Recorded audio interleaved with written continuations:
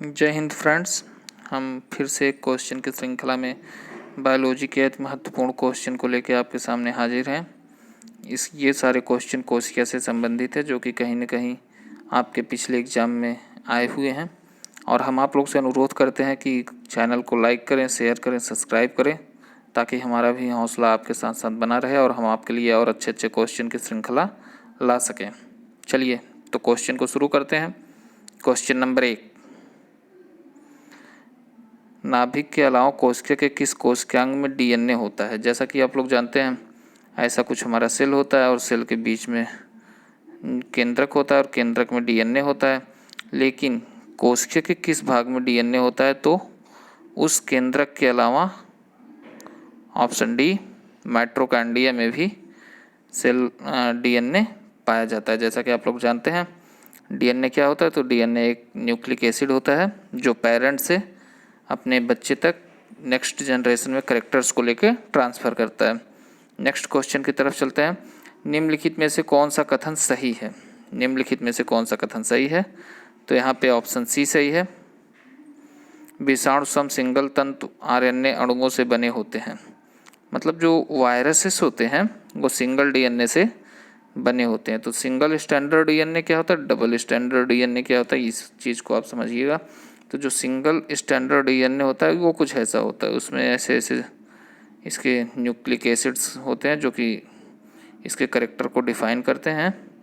और जबकि जब बात आती है डबल स्टैंडर्ड डीएनए की, तो डबल स्टैंडर्ड डीएनए का मॉडल कुछ ऐसा बनता है। इसे डबल स्टैंडर्ड डीएनए कहते हैं। और ये डबल स्टैंडर्ड डीएनए आरएनए में नहीं वायरस में नहीं पाया जाता। और ये वायरसेस जो सिंगल स्टैंडर्ड वायरसेस होते हैं, इसका सबसे बड़ा कैरेक्टर्स ये होता है कि जब लिविंग होस्ट सेल में या फिर अपने पोषी सेल में पहुंचते हैं, तब जाके ये एक्टिव हो जाते हैं और अपना कैरेक्टर्स दिखाते हैं। तो क्वेश्चन नंबर 2 में ऑप्शन सी सही है। अगले क्वेश्चन की तरफ चलते हैं। क्वेश्चन नंबर 3, साधारण मानव में गुणसूत्र होते हैं। साधारण मानव में कितने गुणसूत्र होते हैं आप लोग बताइएगा। तो साधारण मानव में 46 गुणसूत्र होते हैं। ऑप्शन नंबर बी सही है। 46 गुणसूत्र होते हैं साधारण मानव में। और इसके बारे में अगर आप बात करें तो 46 गुणसूत्र में 44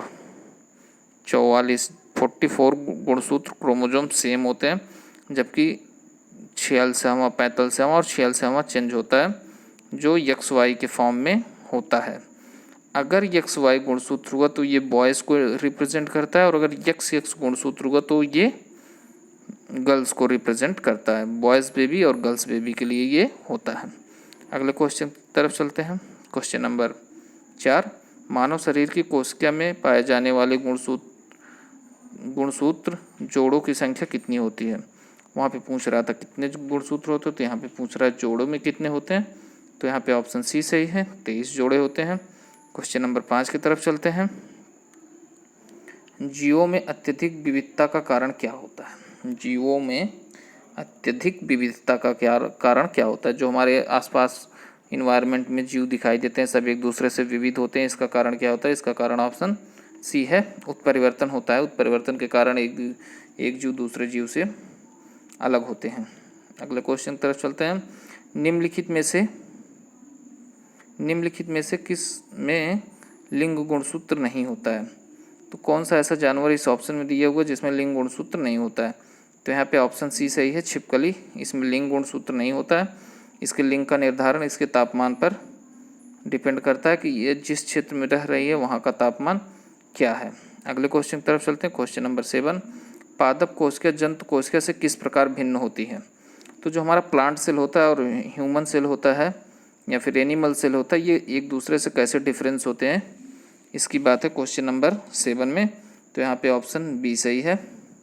कोशिका भित्ति, जो प्लांट सेल होती है उसके चारों तरफ सेलुलोज की बनी सेल वॉल होती है, जबकि एनिमल सेल में ये सेल वॉल एब्सेंट होती है।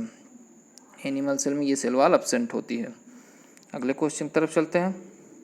जंतु कोशिका में निम्नलिखित में से क्या अनुपस्थित होता है? तो जंतु कोशिका में क्या अनुपस्थित होता है? वही सेल वॉल जो सेलुलोज की बनी होती है सेल वॉल, वो उपस्थित होता है। और एक चीज़ और होता है जिसे हम लोग हरित लवक क्लोरोफिल कहते हैं। ये प्लांट में क्लोरोफिल होता है, जबकि एनिमल में क्लोरोफिल नहीं होता है।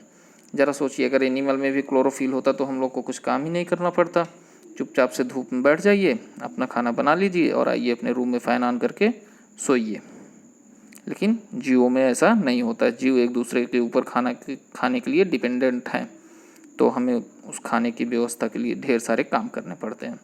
अगले क्वेश्चन की तरफ चलते हैं। क्वेश्चन नंबर 9, जैव कोशिका का कौन सा भाग पावर हाउस कहलाता है? जैव कोशिका का कौन सा भाग पावर हाउस कहलाता है? तो ऑप्शन नंबर सी, ये जो ऑप्शन नंबर सी है, ये जैव कोशिका का पावर हाउस कहलाता है, जिसे हम लोग माइटोकॉन्ड्रिया कहते हैं।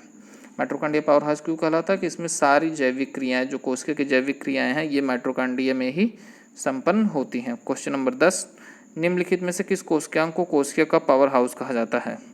फिर से वही क्वेश्चन रिपीट हुआ, लेकिन इसका भाषा बदला हुआ है, तो आप लोग देखिएगा। क्वेश्चन नंबर 10 का ऑप्शन बी सही है, इसमें भी माइटोकॉन्ड्रिया ही सही होगा, क्योंकि माइटोकॉन्ड्रिया में क्या होता है? रिस्पायरेशन, जो सेल का रिस्पायरेशन होता है वो माइटोकॉन्ड्रिया में होता है, जहाँ से एनर्जी का फॉर्मेशन होता है। अगला क्वेश्चन क्या है?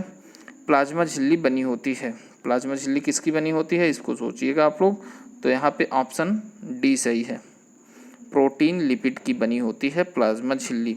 अगर इसमें आप लोग देखेंगे प्लाज्मा झिल्ली का स्ट्रक्चर, तो पहले प्रोटीन होता है, फिर लिपिड होता है, फिर प्रोटीन होता है। तो इसे हम लोग क्या कह सकते हैं? प्रोटीन लिपिड प्रोटीन की बनी होती है। इसे मोइक मोज़ेक मॉडल भी कहते हैं। यहाँ पे ऑप्शन नंबर डी सही है। तो फ्रेंड्स, आज के क्वेश्चन यहीं पे समाप्त होते हैं। आप लोगों से रिक्वेस्ट है कि वीडियो को लाइक करें, शेयर करें और सब्सक्राइब करें।